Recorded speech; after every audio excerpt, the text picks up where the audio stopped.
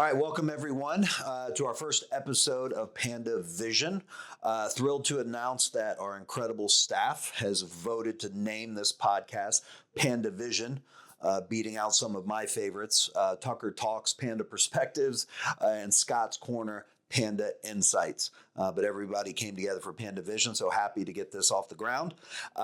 Just want to set the tone a little bit about what's to come, what to expect. We'll be bringing you a new episode every other week. And while we'll focus on answering your questions in some of these early episodes, we're excited to add more content as the show grows. My personal goal for this podcast, I really want to work on building a stronger connection with our team and community and just sharing insights and fostering some open dialogue.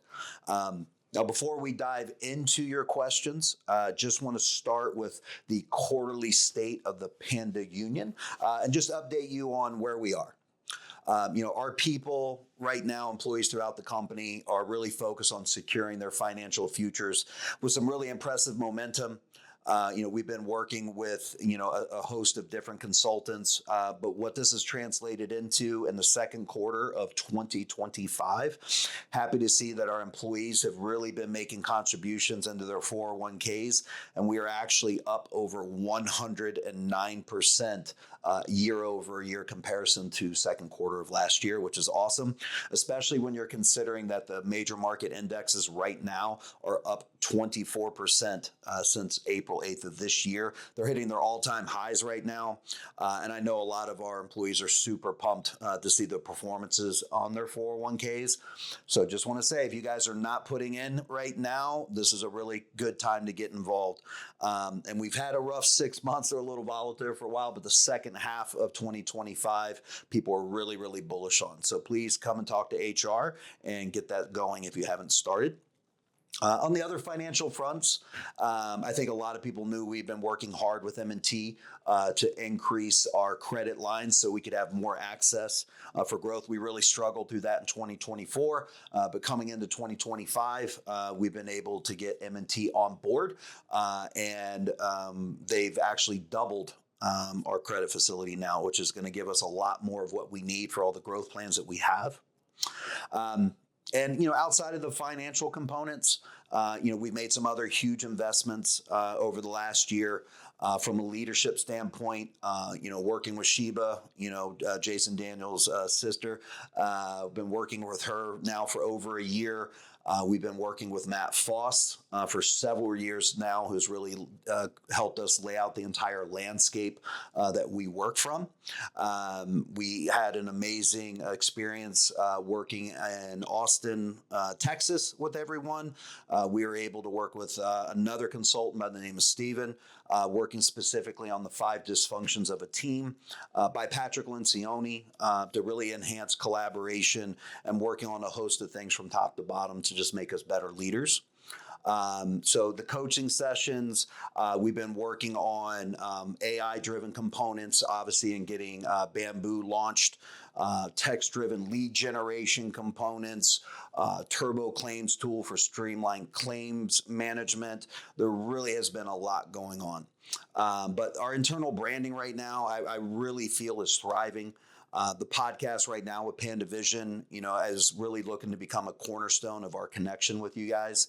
We're also going to be rolling out some consistent content throughout the TVs in all of our offices and just delivering these brand and presentations to unify our messaging. I think some of you guys have seen some of this going on in different offices. You've been checking it out. So that's really a quick rundown. Obviously, there's a lot more going on than that, but let's get to your questions. All right, so getting to some of the questions. Our first question coming from Crystal G. And Crystal would like to know, what advice would you give an employee that just accomplished their first year in the company? It's a really good question. In the beginning with Panda, if you had been here for a year, you were a grizzled veteran. And now that, Panda is coming up on 5 years, August 8th, so a little plug for Panda there. If you've been here for a year, I would say continue to work and refine your craft. and really continue to excel on what's in front of you. I know we're in different times. My grandfather worked at two places in his entire career. I don't know exactly what the math is right now, but it's something like by the time someone is either 25 or by the time they're 30, they've already worked in like 7 or 8 different jobs, somewhere in that. And I think we've come into this place where everything just comes right away. We click a button, it shows up. It's your food, it's this, it's instant gratification. And so there's desires like, I got to grow, I got to move, I got to go to the next thing. Well, growth isn't always about like, well, I need to be this job, I need to be this manager, right? A lot of times, is again, I just come back to it's just like, just continue to focus on your craft. How are you better than you were yesterday? So I would say be patient, right? Continue to excel at where you are, and more opportunities are going to be afforded to you before you know it. The company's growing super fast. And then I would say thank you for all your hard work and for being here for a year. Our next question is coming from Andreas. If you made a lateral move as a CEO to another roofing company, what are a few of the skills and the strategies or knowledge you would use to be successful? The second part of the question is, do you think you would be successful? I'm going to answer the second part. Of course, I would be successful, right? So I think obviously I would draw upon a lot of things that I've learned while I've been here. If I made a lateral move, I think one of the things it's become very clear to me is the absolute importance of having the right people and having the right processes in place. And you're going to need different people, and you're going to need different processes as the company moves. And you could even look into the future and say, well, to be successful at this level, I'm going to need this person, or I'm going to need this process. But the reality is this: you're just not in a place to get there yet, right? You can't bring that person on board yet, because that person wouldn't even want to be a part of your company until you've gotten to the right place. So one of the mantras that we've used pretty much since the beginning is, what got us here is not going to get us there. And I think I would take that to the next company or any company that I got to or was working with at any level, and just the realization that, hey, this is the way we're operating. This is the way that things were getting done. But if we're going to take it to the next level, we're going to have a different set of people and processes there. Our next question is coming from Brian A. Talk to us about, ask not what your employer can do for you, but what you can do for your employer. I think that was something I said in one of our trainings. So he's putting it back in front of me. So, as we're working on and implementing different processes, whether we're talking about culture or values or work processes or whatever might be going on, we're a community. This is not a top-down, everybody do what I say scenario. We are looking for people in this organization that are willing to hold themselves accountable. They're willing to hold other people accountable. If it's always following on us as the owners to come down and check to see if people are doing the right things, are you embracing our values? Are you doing this? Are you doing that? Then we're not going to make it to where we're trying to go, right? So for me, this is about people doing an accounting of themselves and what have they done to invest back into the company versus it coming from the company perspective and us just constantly investing into the employees, which we are happy to do. We will continue to do, and we're always going to be looking to improve upon that. But I honestly believe at this point where Panda is at, we need to get everyone involved in doing the same thing.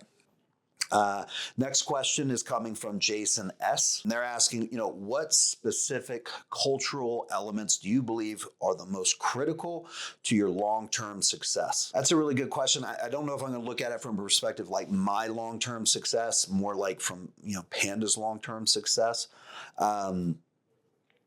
We have our vision, we have our mission, we have our values. Those are the things that really define who we are, more importantly, where we're going. I think for for the company to have a success, for any company to have a success, they really need to have a target. They need to have something that they're working on and heading towards that, in my view, really goes beyond, I'm just going and punching a clock. Like, why are we here? Why are there individuals out there that are so in love with a brand that they would put it on their body? Right, that they would put a Harley Davidson tattoo on their body, right? The people working in that company and working at Harley Davidson, have to feel this massive sense of pride that the consumers and the people that they're working with, their customers, are so embedded in their brand that they're willing to put it on their bodies for life.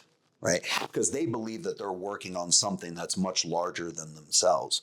So I think it's important that we continue to work on and embody a culture where we're really focused on working on something bigger than just going and punching a clock. And what we have right now, guys, our final questions coming from Roland D. And they're asking, what does the mission statement mean? All right. So what does it mean, a better home for our employees and a better experience for our customers? That's what the mission statement is. That's what's being asked. Well, what it means, if you notice, is that the first half of the mission statement is about you. Right? It's about the employees. It's about the people that are here at Panda. And what it means is, and why are we using the word better and not best, right? Because I don't believe that it's realistic to say that we are the best at this, that we have the best culture, or we're doing the best for our employees. There may be a rating system at some point in time, some magazine that comes out and says, yeah, these people are the best. But are they really? And for me, it's not about us being better than our competition. It's about being better than we were yesterday. So the idea is that we're constantly investing, we're constantly changing, we're constantly reaching out to you and trying to find out what's important to you. And then it's on us to try to work back and try to meet that standard.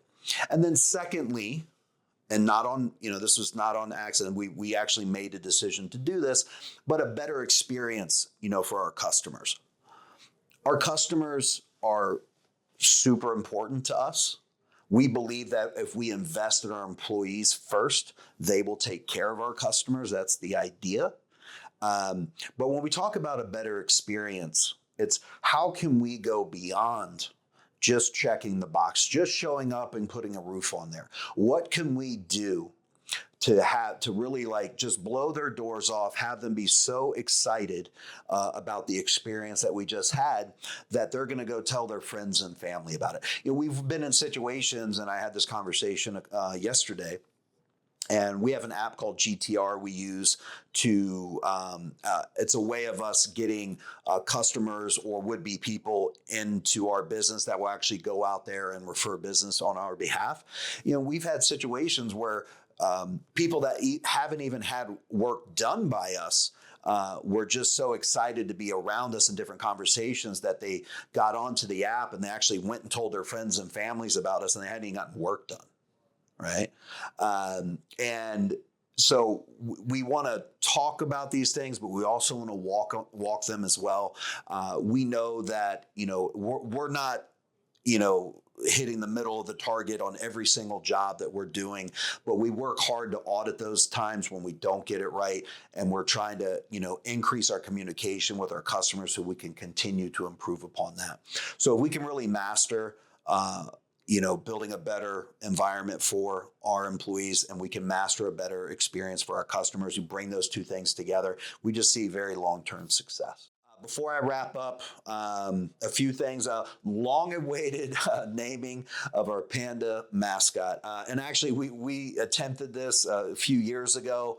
And then it just kind of fizzled out. We really didn't follow through and name it. So there's some very interesting names that were thrown out. But there was really overwhelming support for two. The winner is Bamboo Panda. Obviously, Bamboo being the name of our new CRM, so I think it's pretty fitting. And Bamboo is a pretty cool name for a panda. Close second was Ferg, in light of Daniel Ferguson, who's no longer with us. So a very close second, followed by Pandy in third. So I'm happy to say Bamboo is the big winner. But in the end here, thank you for joining me for our first episode of Panda Vision. Keep sending in your questions, and we'll see you in 2 weeks. We are the Bear.